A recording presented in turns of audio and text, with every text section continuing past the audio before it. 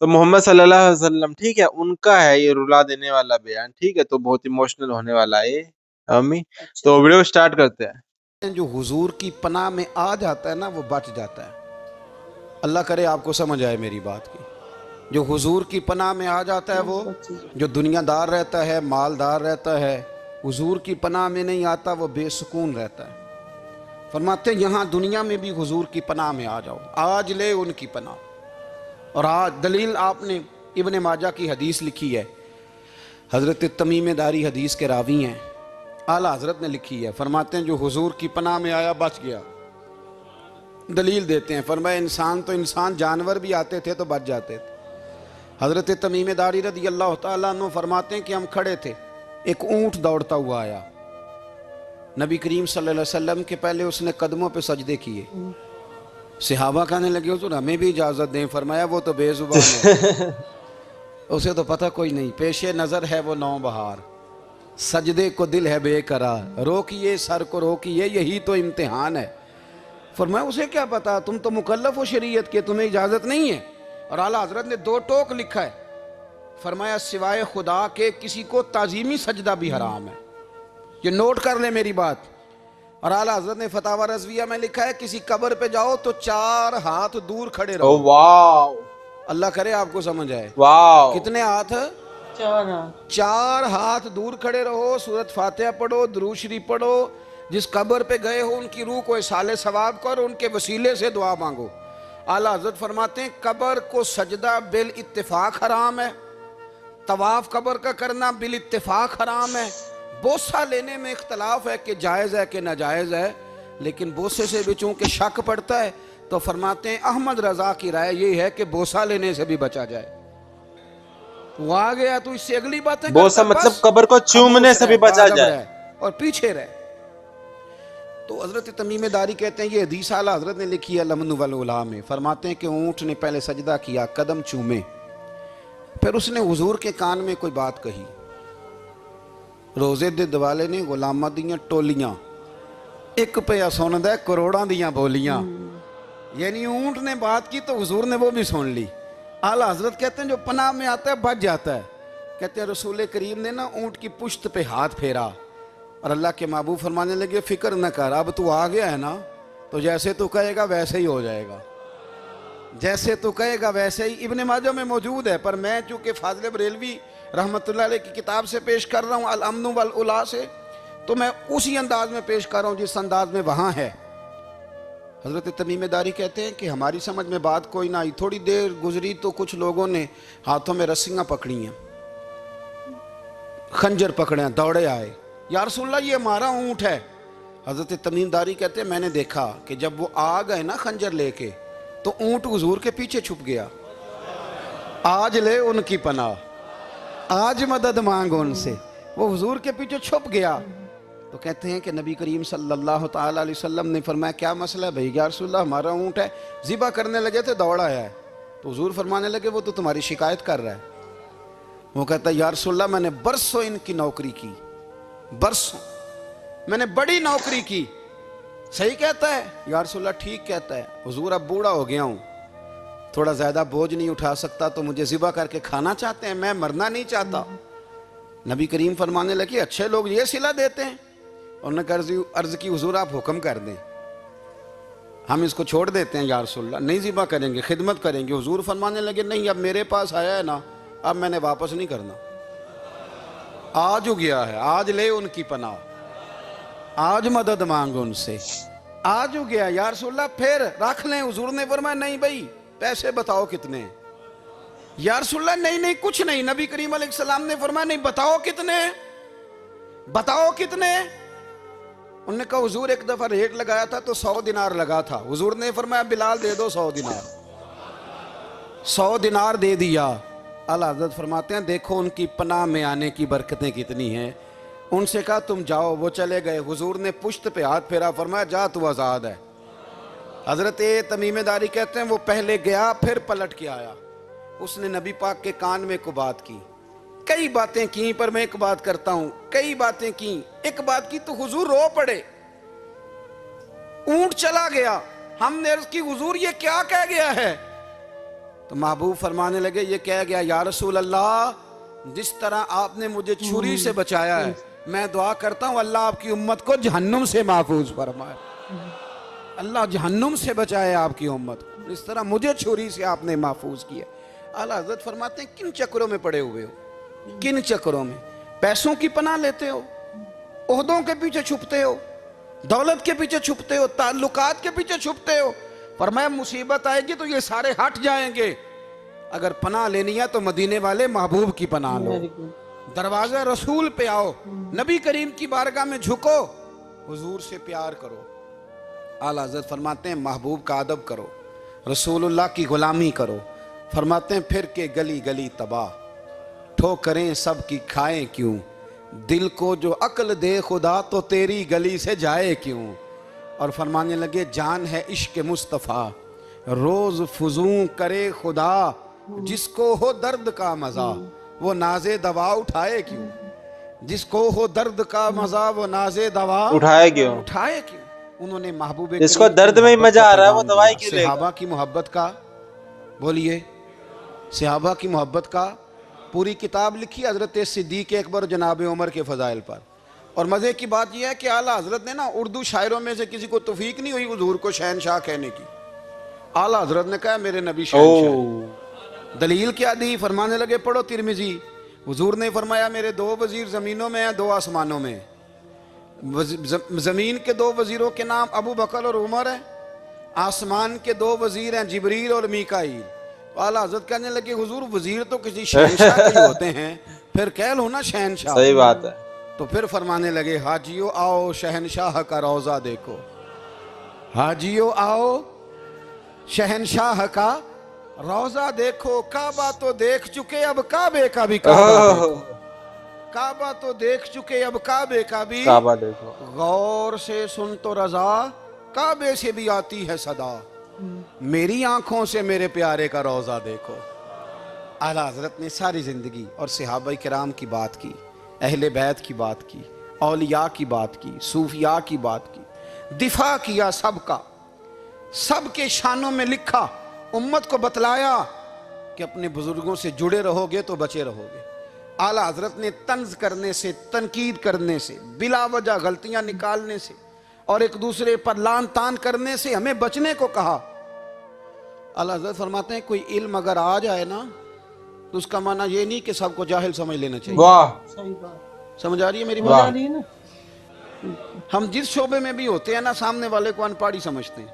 बिल्कुल। मौलवियों के बारे में बाद लोगों का ख्याल है कि ये पता नहीं कौन सी मखलूक है, इनको क्या पता दुनियादारी का। मैं सही कह रहा हूँ। इसी तरह जो मेरे शोबे से ताल्लुक रखने वाले लोग हैं वो कहते हैं शायद सारे ताजर दो नंबर तरीके से ही माल कमाते हैं। ये हो नहीं सकता, ऐसा हो नहीं सकता। हमें ना दूसरों की अहमियत की खबर रखनी चाहिए। हम एक दूसरे से प्यार, हम तंज करते हैं, तनकीद करते हैं। फाजले बरेलवी मना करते थे, आप फरमाते ये तरीका दुरुस्त। हम जब गलतियां निकालने पे जाते हैं तो माज़अल्लाह इतना ऊपर बन जाते हैं कि माज़अल्लाह सुम्मा माज़अल्लाह अल्लाह रसूल तक पहुंच जाते हैं। आला हज़रत के ज़माने में एक शख्स ने कह दिया, नबी पाक का ख्याल आए तो नमाज टूट जाती है। अकल है ना जी, जहां मर्जी ले जाओ। वो कहने लगा, जी मैंने खालिस अल्लाह के लिए पढ़नी है ना फलसफा अजीब। नबी पाक का ख्याल आए तो नमाज। आला हज़रत फरमाने लगे, तू बड़ा ही पागल है। जब तू कहेगा अस्सलामु अलैका अय्युहन नबी, ख्याल आएगा कि नहीं? फरमाने लगे, तू बड़ा ही नादान है। जब तू कहेगा अल्लाहुम्मा सल्ली अला मुहम्मदिन व अला, ख्याल आया कि नहीं आया? फरमाने लगे, तू नबी पाक की बात करता है, नमाज में तो अब्बा अम्मा का भी ख्याल आता है। रब्बना अग़फिरली वाली वालिदैया। फरमाने लगे, रब्बे के ख्याल से नहीं टूटती तो मदीने वाले के ख्याल से कैसे टूट गई? फरमाने लगे, बड़ा ही बेवकूफ़ है तू। आला हज़रत फरमाने लगे, तू कहते है हुजूर का ख्याल आए तो टूट जाती है। फरमाने लगे, जब तक हुजूर का ख्याल आए ना नमाज होती नहीं। जब तक हुजूर का ख्याल ना आए नमाज होती नहीं, सवाल ही नहीं पैदा होता। लोगों ने कहा, जनाब वो किस तरह? तो आला हज़रत फरमाने लगे, अल्लाह ने कहा कुरान में, वाक़िमुस सलात, नमाज पढ़ो। ये नहीं बताया कितनी पढ़नी है, और ये भी नहीं बताया फजर की कितनी पढ़नी है, ये भी नहीं बताया जोहर की, ये भी नहीं बताया क़याम कैसे करना है, हमें ये भी नहीं बताया रुकू कैसे करना है। हमें पता कैसे पता चला? जब सहाबा ने कहा ना रब कहता है नमाज पढ़े तो कैसे पढ़े, तो हुजूर फरमाने लगे, सल्लू कमा रअयतुमूनी उसल्ली, नमाज उस तरह पढ़ो करो जिस तरह मुझे पढ़ते हुए देखते हो। तो कहा ये तो कैसी अजीब बात कर रहा है कि नबी करीम सल्लल्लाहु अलैहि वसल्लम का ख्याल आए। और फिर बड़ी मज़ेदार बात, एक शख्स ने आला हज़रत से आके ना, उस ज़माने में ना एक आर्या मज़हब होता था, अब अल्लाह का शुक्र है वो कोई नहीं। अब वैसे जो बड़े नए नए मज़हब निकल आए हैं, जो आदमी जितना पढ़ जाता है माज़अल्लाह वो एक नई बात ही शुरू कर देता है, और जो अनोखी बात करे उसके पीछे रश भी ज़्यादा हो जाता है। स्टाइल ज़रा हट के हो ना जी तो ज़रा माहौल जल्दी बन जाता है। तो वो आर्या मज़हब था, तो वो एक आर्या आ गया आला हज़रत के पास, आके कहने लगा कि फ़र्ज़ की अहमियत ज़्यादा है कि सुन्नत की। तो आला हज़रत फरमाने लगे भाई अहमियत तो फ़र्ज़ की ज़्यादा है। तो कहने लगे आपका वज़ू तो फिर सुन्नत से शुरू होता है। वज़ू में पहला फ़र्ज़ है मुंह धोना, और आप सबसे पहले हाथ धोते हैं, ये भी सुन्नत। नाक में पानी डालना ये भी, कुल्ली करना ये भी। मेरी बात की समझ आ रही है? उसने कहा ये आप अजीब लोग हैं, फ़र्ज़ अगर बड़ा है तो पहले फ़र्ज़ होना चाहिए था। समझ आ रही है मेरी बात की?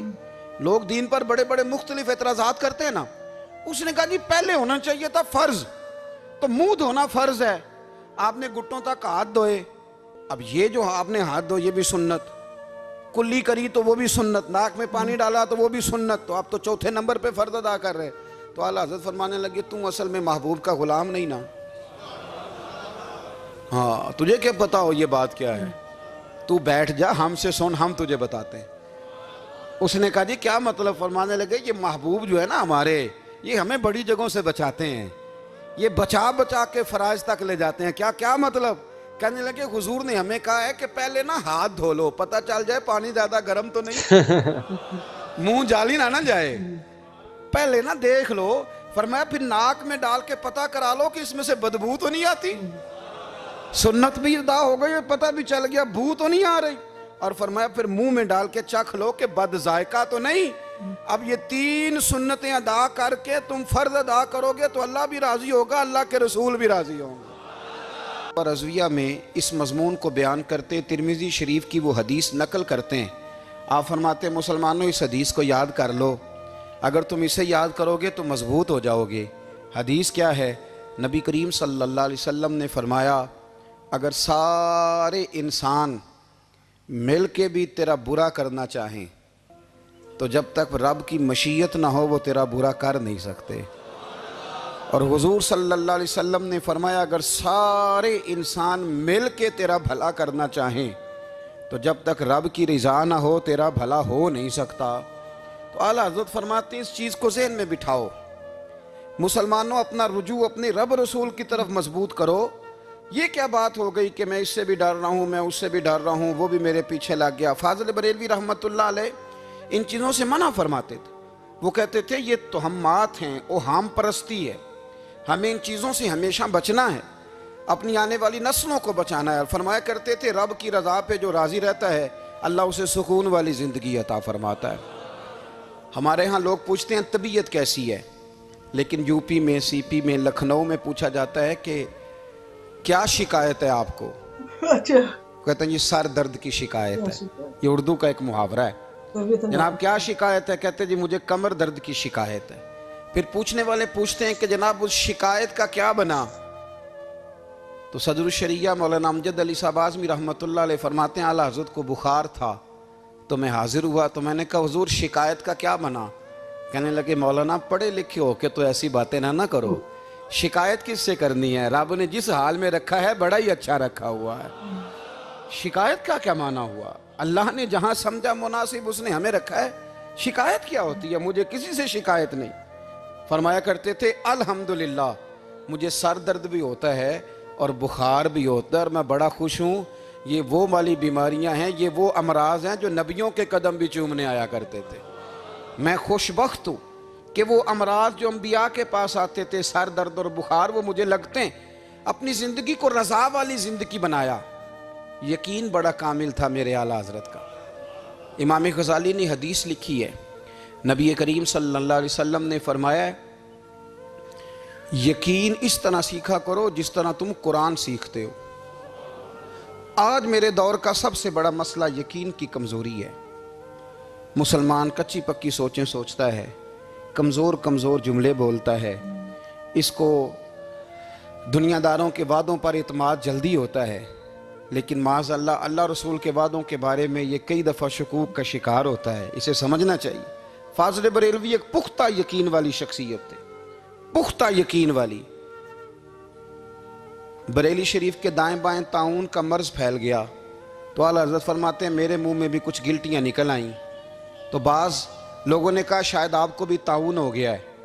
आला हज़रत रहमतुल्लाह अलैह फरमाते हैं जो सबसे बेहतरीन तबीब था वो लाया गया। उसने मेरा मुंह देख के गिल्टियाँ देख के कहा ओहो आपको तो ताउन का मर्ज हो गया है। तो आला हज़रत फरमाने लगे मुझे सारी बीमारियाँ लग सकती हैं, ये नहीं लग सकती। उसने कहा हकीम मैं हूँ कि आप हैं? फरमाया नहीं आप ही हैं, पर यह बीमारी मुझे नहीं लग सकती, ये मुझे हो नहीं सकती। उसने इसरार किया तो आला हज़रत रहमतुल्लाह ताला अलैह उसको कहने लगे मियाँ तू जो मर्जी कर लेकिन मुझे ताउन का मर्ज नहीं हो सकता, ये बात तय है। वो नाराज होकर चला गया। अब ताउन की जो गिल्टियाँ होती थी ना वो कौन सी बीमारी होती बड़े है? महीनों नहीं जाती थी, तकलीफ रहती थी। आला हज़रत कहते कौन सी मैंने बीमारी उसी होती रात है? ना थोड़ी सी काली मिर्चों का सफूफ बनाया और मिसवाक में रख के जब मुंह के अंदर छिड़का तो थोड़ा सा खून निकला और मेरा मुंह बिल्कुल ठीक हो गया। सवेरे मैंने कहा बुलाओ ना अपने हकीम को जो कहता था ताउन हो गया है। तो लोग कहने लगे हुजूर आपको वैसे कैसे पता था ताउन नहीं है? फरमाने लगे पता इस तरह था कि अल्लाह के रसूल सल्लल्लाहु अलैहि वसल्लम ने एक दुआ इरशाद फरमाई है। फरमाया किसी मरीज को देख के पढ़ लो अल्हम्दुलिल्लाहिल्लज़ी मिम्मब्तलाका बिही वफद्दलनी अला कसीरिम मिम्मन खलका तफदीला। हुजूर ने फरमाया किसी बीमार को देख के, मुसीबत वाले को देख के ये दुआ पढ़ो, तुम उस मुसीबत में शिकार नहीं होंगे। फरमाने लगे मैंने ताउन के मरीज को देख के दुआ पढ़ ली थी। तारे टूट सकते हैं, चांद गिर सकता है, सूरज अपनी जगह छोड़ सकता है, पर मदीने वाले महबूब की बात गलत नहीं हो सकती। ये मेरा यकीन कामिल है। साढ़े नबी दी जुबान साढ़े वास्ते कुरान, ये बात गलत हो सकती? मजबूत यकीन फाज़िल बरेलवी का, मजबूत नजरियात। आला हज़रत रहमतुल्लाह ताला अलैह से किसी ने कहा आप किस तरह के मोमिन हैं, किस तरह के मोमिन हैं? तो आला हज़रत फरमाने लगे मेरा दिल चीरो, उसको खोलो, एक तरफ ला इलाहा इल्लल्लाह लिखा होगा, दूसरी जानब मुहम्मदुर रसूलुल्लाह लिखा होगा। खोल के देख लो। एक तो यकीन की, फिर दूसरी बात खुश्क लोगों को जिंदगी गुजारने का मजा कोई नहीं आता। जिंदगी गुजारने का मजा उसे ही आता है जिसे किसी से प्यार हो जाता है। बाकी ना देखे ना, एक बंदा जबरन एक शख्स बच्चे पालता है, वो कहता है ये मेरे लिए क्या मुसीबत है 5 बच्चे, और एक शख्स को बच्चों से प्यार हो जाता है। वो जवान भी है, खूबसूरत भी है, पर ईद पे कपड़े नहीं खरीदता। बीवी से कहता मैं पुरानी पहन लूँगा, पर बच्चों को नहीं ले दे। और भाई तेरी ख्वाहिशें मर गई हैं, तेरी खूबसूरतियों की तरफ जाने की आरज़ुएं ख़त्म हो गई। तो कहने लगा सारा कुछ है पर बच्चों से प्यार जो हो गया। आला हज़रत रहमतुल्लाह अलैह बहुत बड़े फ़लसफ़ी थे, मंतकी थे, बहुत बड़े साइंसदान थे। यहाँ बड़ा संजीदा इज्तिमा है, मैं बड़ी ख़ास बात करने लगा हूँ। सारे साइंसदान कहते हैं ज़मीन घूमती है। आला हज़रत ने इतनी मोटी किताब लिखी है ज़मीन साकन है। फरमाते थे हम जैसे मर्जी साइंसदान कहेंगे आपने दलाइल दिए हैं। आप फरमाते हैं जब नबी करीम अलैहिस्सलाम की हदीस मुस्लिम शरीफ में मौजूद है कि जब अल्लाह ने ज़मीन को पैदा किया ज़मीन कांपने लगी तो अल्लाह ने पहाड़ों को मीखें बना के, किले बना के अंदर लगा दिया तो ज़मीन ठहर गई। फरमाने लगे जब मुस्तफ़ा करीम ने कह दिया ठहर गई है तो सारे साइंसदान भी कहें तो हम मानने को तैयार नहीं कि घूमती है। उन्होंने दलाइल दिए। वो हमें ना रोज़ कह देता है डॉक्टर आपकी तबीयत ख़राब है, खांसी है, घर में किसी और को तो नहीं? हाँ जी है जी, पर घूम तो रही है, वजह से हो गई है। ओ खुदा के बंदे, नबी करीम अलैहिस्सलाम ने फरमाया बीमारी मुताद्दी नहीं होती, एक से दूसरे को नहीं लगती। और बड़े सादे अंदाज में मुस्लिम की हदीस है, एक सहाबी ने कहा या रसूलल्लाह मेरे ऊँट को उस ऊँट से खारिश पड़ गई है। तो अल्लाह के रसूल फरमाने लगे तेरे ऊँट को तो उससे पड़िया, तो उसको कहाँ से पड़ी थी? कहने लगा जी वो तो कुदरती मामला है। तो हुजूर फरमाने लगे ये भी कुदरती मामला है। अब हमें जो मर्जी, आला हज़रत के ज़माने में लोगों ने कहा कशिश सकल है, ज़मीन अपनी तरफ चीज़ों को खींचती है। दलील क्या है? वो कहने लगे जी सेब गिरता है तो ज़मीन पे, आम गिरता है दरख्त से तो ज़मीन पे, अमरूद गिरता है तो, अनार गिरता है तो तो ज़मीन में कशिश है, खींच लेती है। आला हजरत फरमाने लगे शाबाश, साइंसदान जो कहेंगे हम मानेंगे। फरमाने लगे ज़मीन ने आधा किलो का सेब खींच लिया है, 1.5 पाव का अनार खींच लिया है, पर हमने गुब्बारे में 1.5 छटांग हवा भर दिया, वो तो ज़मीन से खींचा नहीं गया। ये किस किस्म की कश शकल है? ये अभी 2 साल पहले डॉक्टर अब्दुल कदीर खान का मजमून छपा था रोज़नामा जंग में। वो कहता है मुझे वो मौलवी चाहिए था जिसके पास कुरान हदीस भी हो और साइंस के उलूम भी हों। कहता मैंने ज़माने के दरवाजे खटखटाए, फिर मैं पहुंचा बरेली के इमाम के पास, और कहता है वहाँ जाके ना मैं ठहर गया हूँ, इसलिए कि मुझे कुरान और सुन्नत का नूर भी मिला है और मुझे साइंस के रमूज भी मिले हैं। ये वाहिद शख्स है, ये वाहिद शख्स है जो दीन को साइंस का पाबंद नहीं करता, बल्कि साइंस को मदीने वाले का गुलाम बनाता है, मदीने वाले का गुलाम बनाते। तो आला हज़रत फरमाने लगे अजीब फ़लसफ़ा है ना जी, आम खींच लिया उसने, सेब खींच लिया, अमरूद खींच लिया, पर उससे 1.5 छटांग वाला गुब्बारा। तो लोगों ने कहा हुज़ूर फिर मसला क्या है? आप फरमाने लगे मसला ये है कि हर चीज़ अपनी असल की तरफ लौट जाती है।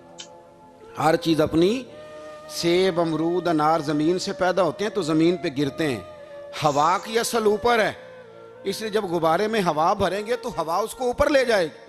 हाँ, जब उससे हवा निकल जाएगी तो फिर गुब्बारा जो जिसकी असल होती है उधर लौट जाता है। इंसान मिट्टी से बना है तो जाता कहाँ है?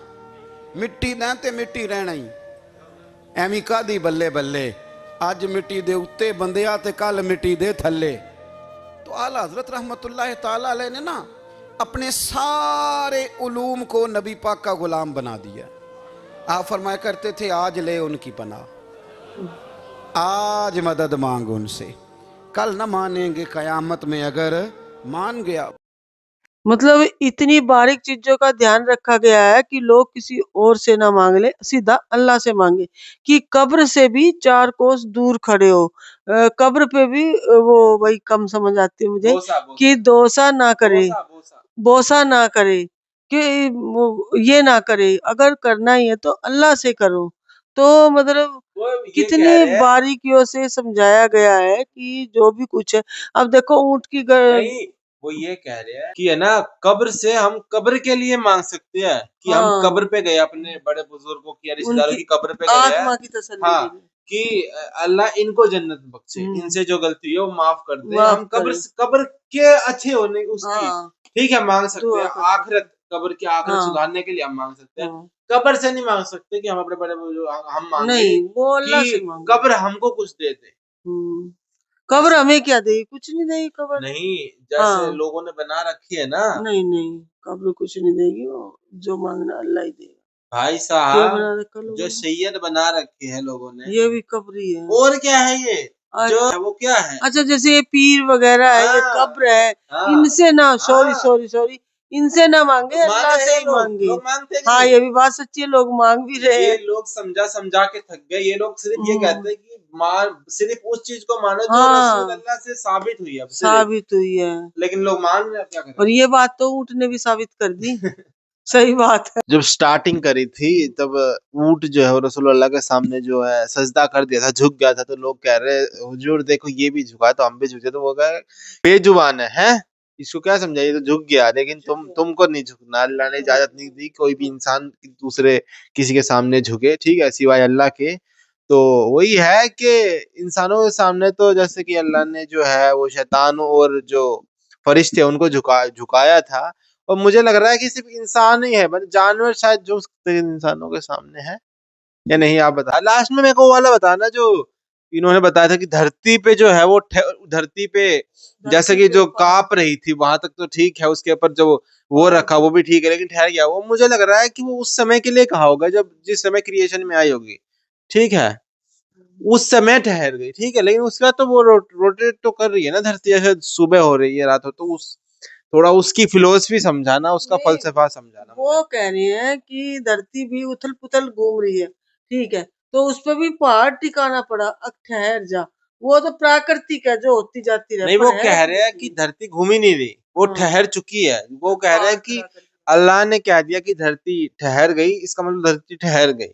अब साइंस चाहे कोई भी दलील देता रहे, तो वो वाली बात थोड़ा हमको समझाना। बहुत अच्छे से मेरे रसूल अल्लाह ऐसे मतलब इतने प्यार से बताते हैं बिल्कुल ही साधारण तरीके से। बहुत तो जल्दी स्कॉलर बन गई है। हाँ, बहुत अच्छे से बताने का तरीका अच्छा है ना। तो अच्छी थी वीडियो, बहुत कुछ सीखने को मिला है। मुझे बहुत कुछ सीखने को मिला है।